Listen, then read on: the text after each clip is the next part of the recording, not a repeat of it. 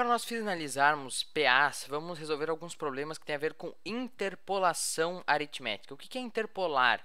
Interpolação aritmética. Digamos que eu tenho aqui uma PA, até o 15. E eu digo o seguinte, insira 5 meios aritméticos entre o 1 e 15. O que quer dizer isso? Quer dizer que eu preciso inserir 5 números entre 1 e 15. Insira 5 meios aritméticos. 5 meios aritméticos. Quer dizer que eu tenho que inserir 5 termos entre o 1 e o 15, nesse exemplo aqui. Mas não são 5 termos qualquer.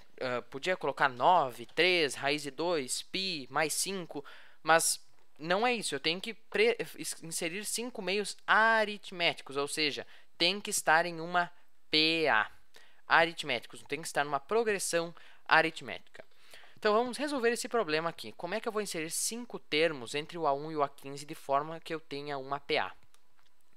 Então, eu tenho uma PA, onde eu tenho o 1, um termo, 2 termos, 3 termos, 4 termos, 5 termos e o 15.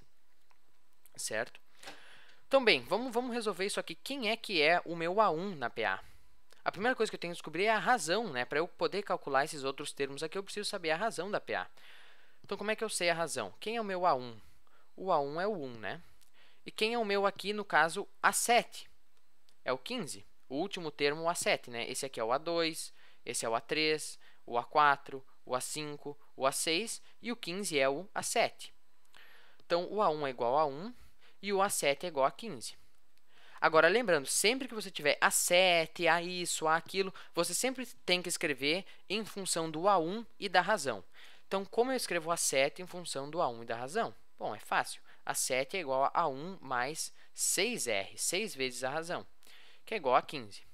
Bom, quem é o A1? O A1 é o 1 mais 6R é igual a 15. Então, resolvendo a equação, 6R é igual a 14. R é igual, posso simplificar aqui por 2, 7 terços. R, 7, aqui fica 7, aqui fica 3, então R é igual a 7 terços. Essa é a razão dessa PA aqui. Então, se eu sei o A1 e eu sei a razão, eu posso inserir os meios aritméticos aqui no meio. Claro que aqui não vai ser o mais agradável, porque a minha razão é uma fração, mas vamos inserir igual. Quem seria o A2? O A2 é o 1 mais a razão, 7 terços, que é igual a 10 terços. Então, o A2 é o 10 terços. Quem é o A3? O A3 é o A2 mais a razão, mais 7 terços. Então, seria 17 terços. 17 terços. Quem é o A4? Eu podia calcular pela fórmula do termo geral, mas aqui eu vou indo pelo anterior mais a razão. Quem é o A4? O A4 é o A3 mais a razão. Então, vou fazer aqui. A4 é o A3 mais a razão. O A3, 17 terços mais a razão, que é igual a 24 terços, que é igual a 8. Então, o A4 é o 8. O A5 é o A4 mais a razão. Então, que é igual a 24 terços mais 7 terços. Isso aqui é soma de frações de denominadores diferentes, né? Isso aqui é só revisão. 31 terços.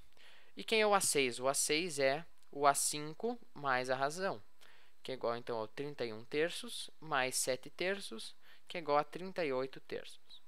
38 terços. Então, pronto, eu inseri 5 meios aritméticos entre o 1 e o 15. Ou seja, eu inseri 5 números entre esses dois, de forma que eu tenha uma PA, e no caso aqui a razão é 7 terços. Eu espero que eu não tenha cometido nenhum erro aqui.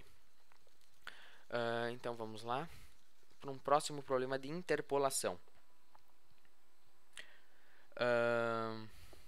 Quantos termos aritméticos devemos interpolar entre 4 e 68 para que a razão da interpolação seja 8? Isso é um problema aqui que eu tenho. Quantos termos aritméticos devemos interpolar entre o 4 e o 68 para que a razão seja 8? Então, aqui eu já sei a razão. Eu já sei que a razão é 8.